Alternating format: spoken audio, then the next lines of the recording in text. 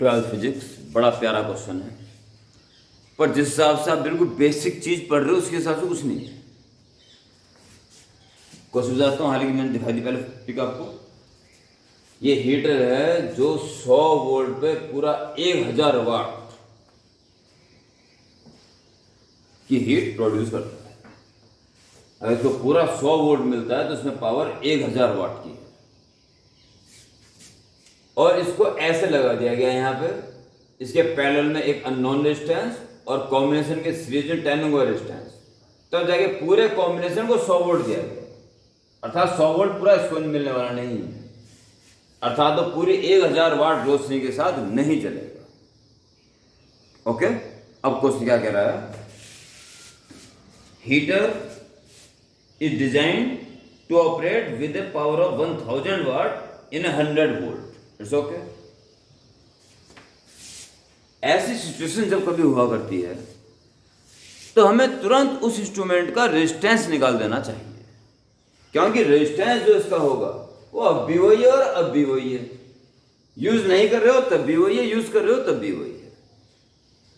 उतनी वोल्टेज मिल रही तब भी वही है, उतनी वोल्टेज नहीं मिल रही तब भी वही है। रेजिस्टेंस उसका अपना इंडिविजुअल है ना, रो इंटू एल अपॉन है।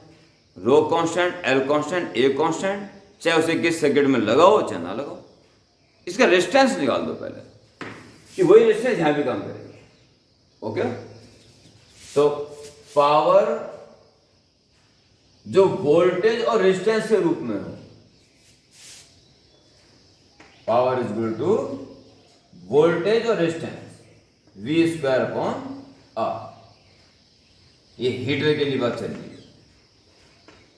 हीटर, तो हीटर का रेजिस्टेंस निकाले जा रहे हैं, तो आपका पावर या आर एस करो पहले एक तरफ। Resistance of heater is V square upon P, 100 into 100 upon power है 1000 मीन 10 ओम। 10 ओम का इसका रेजिस्टेंस, तो यहां पे 10 ओम काम कर रहा है।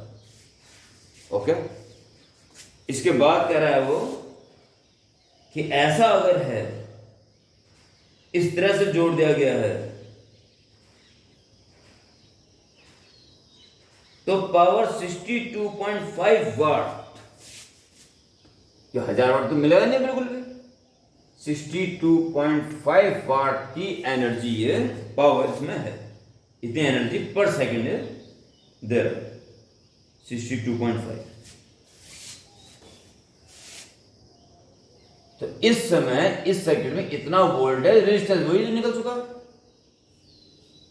तो आप क्या क्या कर सकते हो उसमें? अब वोल्टेज निकालिए और करंट, दोनों चीज निकाल दीजिए। Now in given circuit for given circuit की बात करें, देखिए हीटर की बात करें तो power is equal to V into I. अच्छा, वी तो पता नहीं है, तो आर तो पता है ना, तो V square upon R. Power इस वक्त है 62.5, वोल्टेज पता नहीं है पर आर पता है। इसका रेजिस्टेंस निकाल चुके हैं 10 ओम,